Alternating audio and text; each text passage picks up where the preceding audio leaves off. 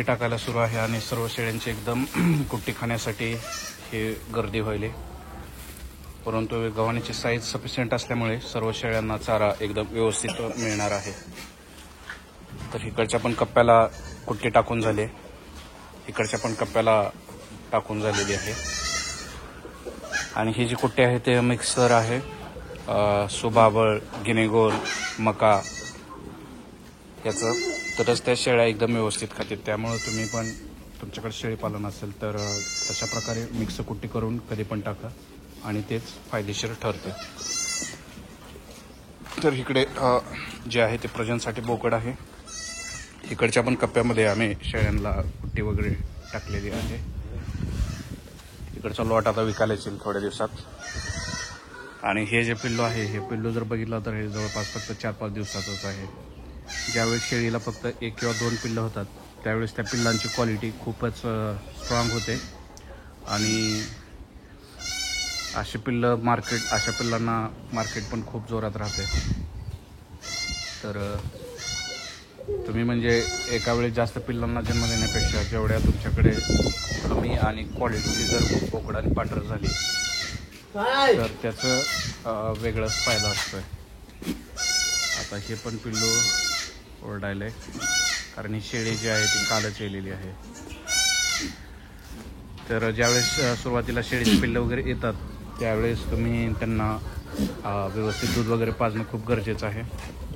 आणि ज्या शेळ्यांचं पहिले येत वगैरे असतंय त्यावेळेस त्या शेळ्या ह्या पिल्लांना हे देत नाहीत, म्हणजे दूध वगैरे पिऊन देत नाहीत. तर त्यावेळेस तुम्ही व्यवस्थित काळजी घेणं खूप गरजेचं आहे.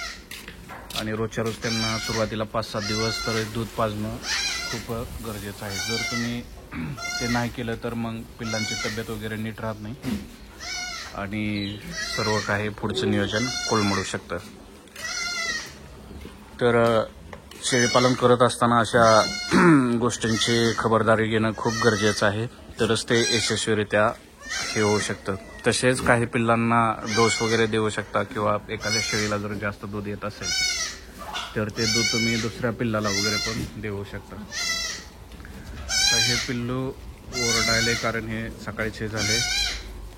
हे दुसरं पिल्लू इथं बसले, पलीकडे जे पिल्लू आहे ते पण उन्हाला बसले. तिकडे एक पिल्लू आहे, तिकडे 2-3 पिल्लं आहेत, तिकडच्या साईडला परत 4-5 पिल्लं आहेत. आणि इकडचा जर कप्पा बघितला तर ह्या कप्प्यामध्ये पण परत वेगवेगळी पिल्लं आहेत. तर ह्या शेडमध्ये कंटिन्यू पिल्लं येत राहतात. इकडं असा कंटिन्यू माल विकायसाठी राहतो आणि तिकडे काही शेळ्या गाभण असतात तर काही शेळ्यांचं हे होत राहते, मीन्स प्रजनन सुरू असतं. तर एकंदरीतच म्हणजे नेहमी ते उलाढाल सुरू राहते.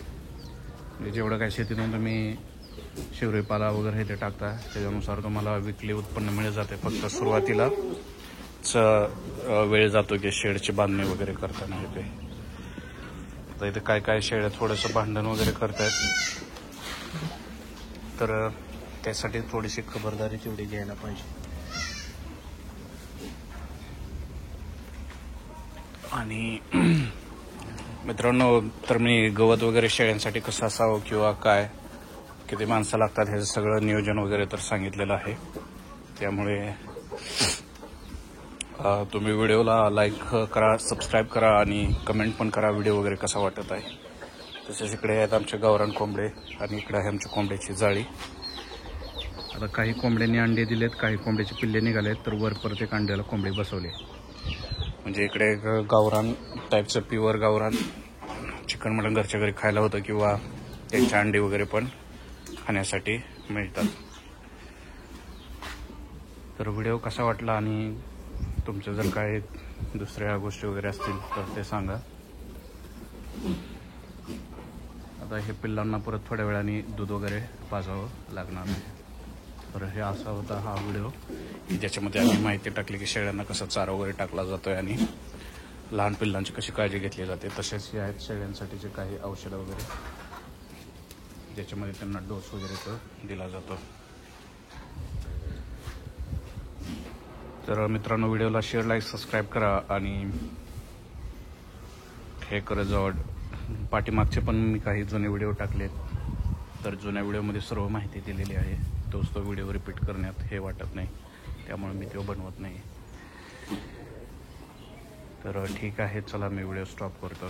थँक्यू. मित्रांनो, या व्हिडिओमध्ये आपण बघणार आहोत की म्हणजे मागच्या व्हिडिओमध्ये मी माहिती सांगितलेली की हे जे गिनोगोल आहे किंवा दुसरीकडे ह्याला दुधी गवत म्हणते किंवा इकडे जो आहे हा शिवरीपाला आहे, त्याच्या व्यतिरिक्त आणखी शेतामध्ये आणखी दुसरं काय आहे. तर एका मित्राने कमेंट केली होती की तुम्ही किती चारा केला आहे शेळ्यापालनासाठी. तर इकडे जे दिसतंय हे आमचं शेळीपालन शेडच आहे की ज्याच्यामध्ये जवळपास 100 ते 150 शेळ्या आहेत. तर शेडलाच लागून काही झाडं आहेत. तर तिथूनच हे जे काय 10-15 गुंठ्याचं असेल ते मका आहे. त्या मक्याच्या पलीकडेच एक आम्ही दुसरं गवत केलेलं आहे ज्याला मेथी घास म्हणतात. त्याच्यानंतर ते सोडून इकडच्या साईडला आम्ही हे केलेलं आहे गिनोगोल किंवा दुधी घास. आणि ह्याची हाईट बघा मित्रांनो किती आहे. ह्याची हाईट खूपच जास्त आहे आणि खूप वाढ पण होते. म्हणजे हा जो गिनोगोल मोठा झालेला आहे फक्त 1 ते 2 महिन्यातच झालेला आहे. ह्याला फक्त प्रॉपर पाणी द्यायला पाहिजे आणि कधी अधूनमधून खत वगैरे किंवा ड्रीप. तसंच इकडच्या साईडचा बघा, म्हणजे इकडचा गिनोगोल आणखी संपायचा आहे तोपर्यंतच इकडचा गिनोगोल एवढा मोठा झालेला आहे आणि त्याच्या साईडला आहे शेवरी वगैरे. तर याची वाढ खूप आहे आणि कंटिन्यू फास्ट प्रोसेस आहे. त्यामुळे हे पिकं हमखास तुमच्या ह्याच्यात असलेच पाहिजेत. आणि मी तुम्हाला इकडच्या साईडचं पण हे दाखवतो की आमचा मेथी घास वगैरे कसा आलेला आहे. तर शेड म्हणजेच आता काय झालं की हे मका वगैरे जे लावले ते ज्वारी ते चाऱ्यासाठीच लावलेले आहे. आणि आमच्या इकडच्या वरच्या शेतात पुढे जर बघितलं इकडं तर तिथे पण मका आहे. त्याची मका करून ती पण इनडायरेक्टली शेळ्यासाठीच वापरली जाईल. तर इथून आम्ही शेळ्यांना मकेला वगैरे खाद्य वगैरे सोडतो रबडीतून. हे आमचं आहे फवारायचं साहित्य, जुनं इंजिन. आणि हा जो पुढचा दिसतोय ही एक पाण्याची टाकी आहे. ही मका आहे. आता मकीनं तुरा वगैरे टाकलेला आहे तर ही पण शेळ्यांसाठीच होऊन जाते. तर हे एकदम शेडच्या जवळ जायला लगेच आणता येतं. आणि इथून जो हा आहे मेथी घास. तर ह्याचं एक वैशिष्ट्य दाखवतो की ह्याची पण वाढ खूप जोरात होते. आणि हे आपण जी मेथी भाजी खातो सेम त्याच्याप्रमाणे हा मेथी घास आहे. आणि हा असेल जवळपास 4-5 गुंठ्याचा किंवा 10 गुंठ्याचा असेल. तर ह्याचा एक रोज गवताचा गटोडा शेळ्यांसाठी टाकावं. तर आम्ही हे आता शेडच्या जवळच लावलो आहे. कारण मित्रांनो ह्याच्यामुळे शेळ्यांचं वजन वगैरे खूप फास्ट वाढतं. पिल्ले पण याच्यावर तुटून पडतात खायला. आणि ह्याचा रिझल्ट पण खूप भारी आहे ह्या मेथी घासाचा. आणि याची वाढ पण खूप जोरात होते. ह्याला फक्त पाणी द्यावं लागतं आहे, ते पण जास्त नाही दिलं तरी चालतं आहे. आणि ह्याला विळ्यानं खोडून तोडून काढायचं, उपटून नाही. नंतर ह्याचे खोडे वगैरे वाढतात एकदम जोरात. आणि प्रत्येक वेळेस तुम्ही छाटाल तसं आणखी ते जास्तच त्याची वाढ होत जाते. तर इकडून शेड करून हे असं नजराणं वगैरे दिसतोय आमच्या शेताचं. तर अशी चाऱ्याची व्यवस्था केलेली आहे आम्ही. तर व्हिडिओमध्ये कमेंट वगैरे करा, तुमच्याकडे डाऊट्स असतील विचारा. हे आमचं मस्तपैकी शेड. आणि आज मस्तपैकी ऊन पडले त्यामुळे व्हिडिओ पण एकदम आज भारी आले. हे बघा कसं भारी गवत वगैरे दिसायले. तर तुम्ही पण तुमच्या शेतामध्ये अशा प्रकारच्या चाऱ्याची जुळणा करा. रिझल्ट तुम्हाला नक्की मिळतील आणि तुम्ही जे काय शेळीपालन करताय ते एक नक्कीच यशस्वी होईल. तर मित्रांनो व्हिडिओ फक्त शेअर, लाईक, सबस्क्राईब करा आणि जास्तीत जास्त लोकांपर्यंत पण पोहोचवा. कारण हे व्हिडिओ बनवण्यासाठी एफर्ट्स द्यावे लागतात. तर सध्या मक्याचे कणसं कवळे आहेत तर काही निबर झालेले आहेत. तर घरी सध्या हुरडा खायला सुरू आहे. आणि इथेच आम्ही थोडासा लसूण वगैरे पण लावलेला आहे, तो घरच्या घरी खाण्यासाठी. ही शेडची भिंत. तर ठीक आहे, मी परत दुसरा व्हिडिओ टाकतो. आणि मी बरेच व्हिडिओ अपलोड केले, जवळपास 50-60 असतील. आणि प्रत्येक व्हिडिओत माहिती दिली शेळ्या बोकडं काय काय करावं लागतं इथे. तर चला.